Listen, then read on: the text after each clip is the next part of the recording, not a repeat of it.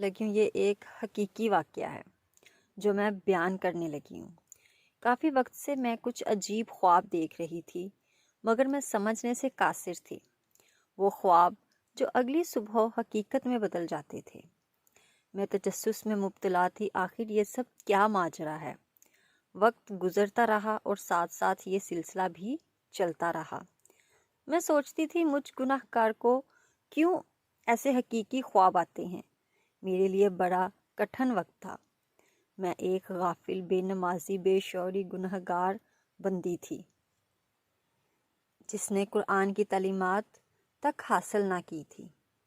میری عمر اس وقت 17-18 سال کی تھی۔ اسی خوابی سلسلے کے دوران خوابوں نے اپنا رخ بدلا۔ ایک شب میں دیکھتی ہوں کہ میں کسی بڑے ہاسپٹل میں بستر مرگ پر موجود ہوں۔ میرے آس پاس میرے گھر والے اور میرے باقی رشتہ دار بھی موجود ہیں۔ ڈاکٹر میرے معائنے کے لیے آتا ہے۔ وہ بتاتا ہے اب وقت ختم ہو چکا ہے، چند لمحے بعد روح پرواز کر جائے گی۔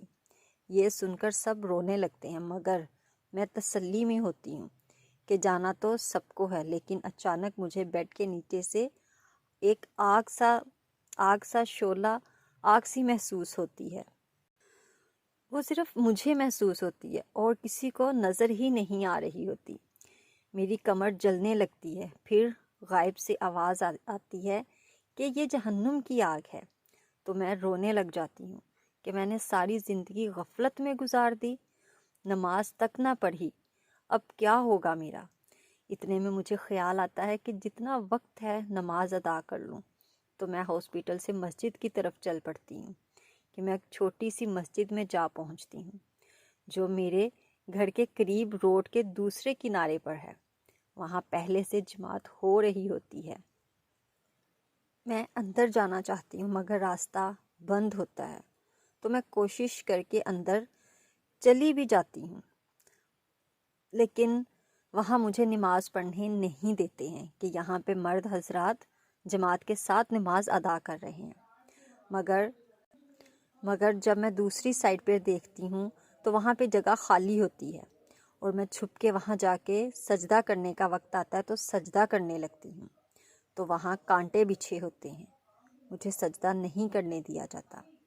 اس خواب نے مجھے بہت پریشان کیا، مگر میں کچھ سمجھ نہ سکی۔ پھر کچھ عرصہ بعد ایک اور خواب دیکھتی ہوں کہ میں قبر میں موجود ہوں اور فرشتے مجھ سے سوال کر رہے ہوتے ہیں، اور وہ سب سے پہلے جوانی کا سوال کرتے ہیں کہ جوانی کیسی گزری، اور بس خواب ختم ہو جاتا ہے۔ یہ خواب مجھے خوف زدہ کر دیتا ہے۔ میں نے کچھ دن نماز پڑھی مگر پھر چھوڑ دی۔ آہستہ آہستہ غفلت کی نیند میں مگن ہوتی چلی جاتی ہوں، مگر دوسری طرف مسلسل مجھے خواب آ رہے تھے۔ پھر کچھ عرصہ بعد مجھے نیند میں غائب سے آواز سنائی دیتی ہے، نماز قائم کرو۔ پھر بھی غفلت کی نیند سوئی رہتی ہوں، یہاں تک کہ عین اذان کے وقت میری آنکھ کھل جایا کرتی تھی، مگر مجھ سے ذرا سی زحمت گوارا نہیں ہوتی تھی کہ میں وضو کروں اور نماز پڑھوں۔ پھر یہ سلسلہ رک گیا، میں مزید غفلت کی طرف چل دی، اور ایسے کہ مجھے ایسے لگتا تھا کہ موت نے آنا ہی نہیں ہے۔ عرصے کے بعد یعنی کہ 2021 میں نے خواب پھر سے دیکھا، جس میں اپنے گھر میں موجود ہوں اور وہاں بڑے کالے بچھو نمودار ہوتے ہیں، اور میں ان کو مارنے کے لیے آگے بڑھتی ہوں تو دوسری جانب سے ایک اور بچھو میری طرف آنے لگتا ہے، تو میں چارپائی پر چڑھ جاتی ہوں اور میں اسے جوتا پھینک کر مارتی ہوں۔ جب جوتا بچھو کو لگتا ہے تو ایک زوردار دھماکے کی آواز آتی ہے۔ میں سمجھتی ہوں بچھو مر گیا، مگر وہ اسی جوتے کو اٹھا کر چلنے لگ جاتا ہے، اور پھر ہر جگہ سے بچھو نمودار ہونے لگتے ہیں، اور پھر ساتھ ہی چھپکلی اور بھی کچھ حشرات وہاں آ جاتے ہیں۔ اتنے میں میری آنکھ کھل جاتی ہے۔ یہ میرے ساتھ پیش آئے سچے واقعات ہیں۔ یہ بتانے کا مقصد صرف یہی تھا کہ اللہ ہمیں کئی مواقع اور اس ساتھ اشارے بھی دیتا ہے۔